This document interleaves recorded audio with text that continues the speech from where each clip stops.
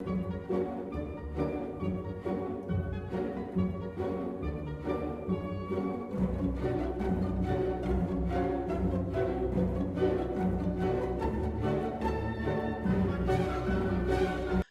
and welcome. When it comes to RPGs, there is some that always spring to mind: Diablo, Chrono Trigger, and the Elder Scrolls series. With 5 in the mainline series and the online one, they all have gigantic maps to explore. It's always nice to look at your own personal first experience with a series. Some, it was Arena, others Daggerfall, and many Morrowind. Most would probably be Skyrim, because Bethesda has been milking that cow dry for years. Me, it was Oblivion. On the Xbox 360, it is a large open world game and it's set in Cyrodil. Released by Bethesda in 2006, a 15-year-old game, how does it hold up today? For clarity, I'm reviewing the PC version, but I have played the 360 and PlayStation 3 versions too. So, the story starts like all Elder Scrolls games, with you in prison. Then the Emperor takes you in the back passage and helps you escape, because he knows he's about to leave a mortal coil, and who cares what crime you committed, right? So he dies, and you have to take a pretty necklace to his bastard child. After you traipse through the gates of hell, here it is called Oblivion. You give the son the necklace, go to the mountaintop temple, do some investigating to get to the bottom of it, find out some widows in robes. Then these want to raise Maroon's Dagon, who is in it. Things happen. Martin turns into a dragon, kills the bad guy, and dies. Right, can we just admit right now that if you see Sean Bean in anything, he's going to die? I mean, his credit in anything is literally a spoiler at this point. Anyway, that is a very simplified version of a story, and like most Elder Scrolls games, the main story is usually the weakest. Thankfully, there's other side quests and other stories. One of the best things about Oblivion, the guild quests. They are massive, long stories in themselves. They are mages. They are the mages, thieves, fighter guilds, and Dark Brotherhood. Each is long and takes you in very twists and turns. Some seem pretty boring at the start, but have a good ending. Some are just amazing throughout, and others are just meh. It all depends on what you're doing with your build. You can ignore them or not. So the Dark Brotherhood is by far my favourite, with an investigation to discover a saboteur. It takes you all around Cyrodil, killing those who have been asked to, and why, with more twists than a snake in a bow.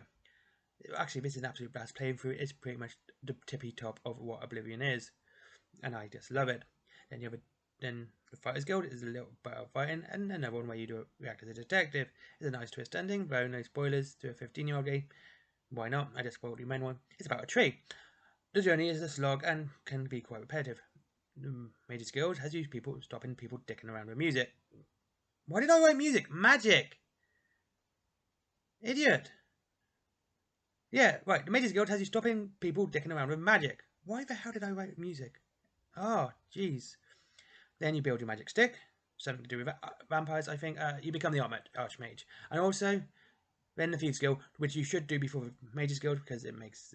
You should do the Mages Guild before you do the Thieves Guild, because it makes one of the Thieves Guild quests really easy. Okay, so then, again, we had the Thieves... Okay, I don't really care. I really don't care too much for story in games. This never really been an issue for me. I do just smash the spacebar just to get through an entire conversation. I'm just like it's cutscene, quick, skip. I don't care about story games. I just don't. I really don't. I find them boring. I will never go for a game for its story. I'll go for its gameplay and how much fun it is, and I might get intrigued in some stories, but some do actually can intrigue me. But usually it's just like skip. Okay, and the same goes for Oblivion. And that is not why I enjoy Oblivion so much either. The story is okay. But the reason I enjoy Oblivion, be it on 360, PlayStation 3 or PC, is the openness. The ability to explore unhindered. Go anywhere, do anything. With the exploration, there is the ability to go into some absolutely weird, bizarre and strange environments. You can go from someone's dreams, in a painting, to a literal hell dimension. Along with a variety of towns and places in Citadel, too. I mean, you can go up to the icy mountaintops, wherever Cloud Temple is, and, you can explore the bottom of a boat and into the water. It really is that varied, and it's just amazing for this.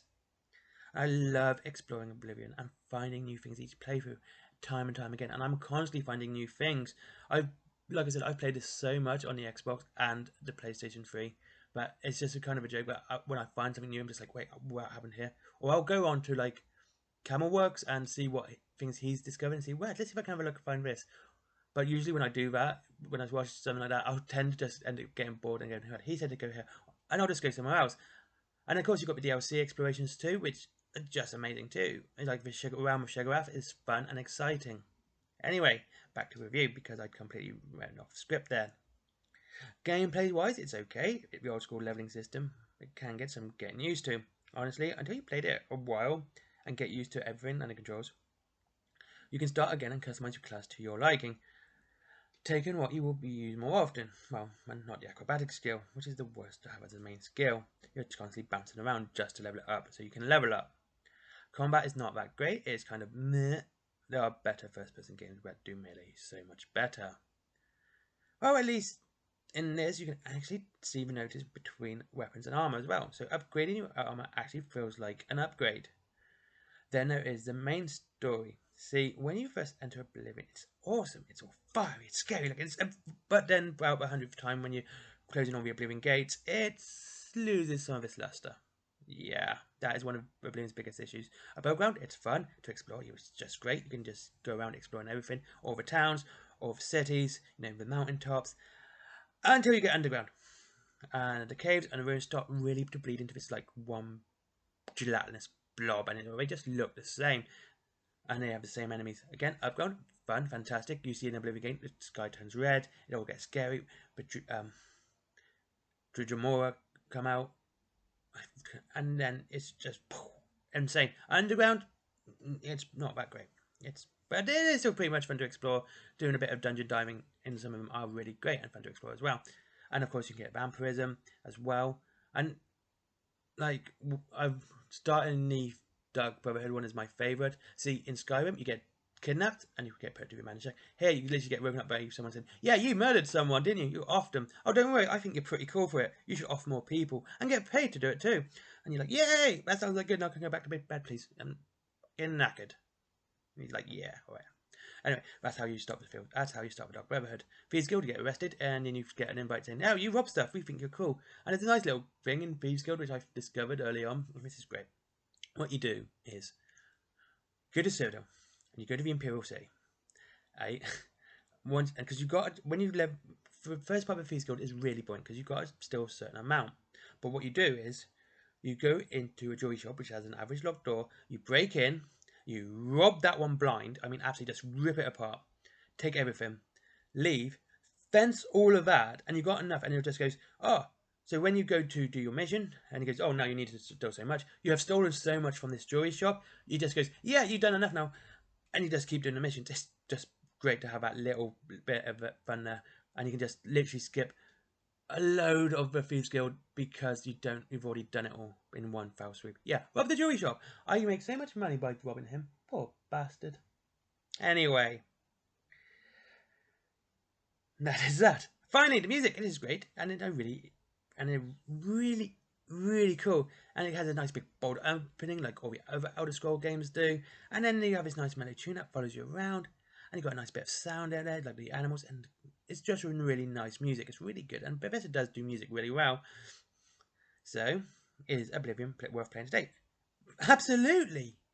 Is there better RPGs out there? Again, absolutely. Yet Oblivion has this charm that draws you in, a veneer of safety of a world teetered on the edge of apocalypse.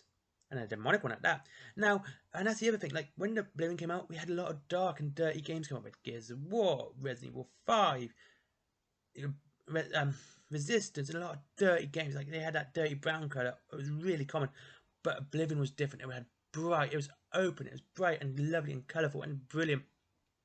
And it still holds up today to have this lovely, nice, shiny front. Only that you know that there's a lot of danger just around the corner. And yeah, absolutely play Oblivion. It's absolutely fun. It's fantastic, and I cannot recommend it more. It's not like Doom where you have to play it, but it's just a great game. So I do play Oblivion a lot still, and personally, console is my favourite. PC is just as good. Yeah, I do prefer first-person games still with a controller. I was brought up with a controller, so mouse and keyboard can be a bit difficult, even though I am playing mouse and keyboard throughout this entire review.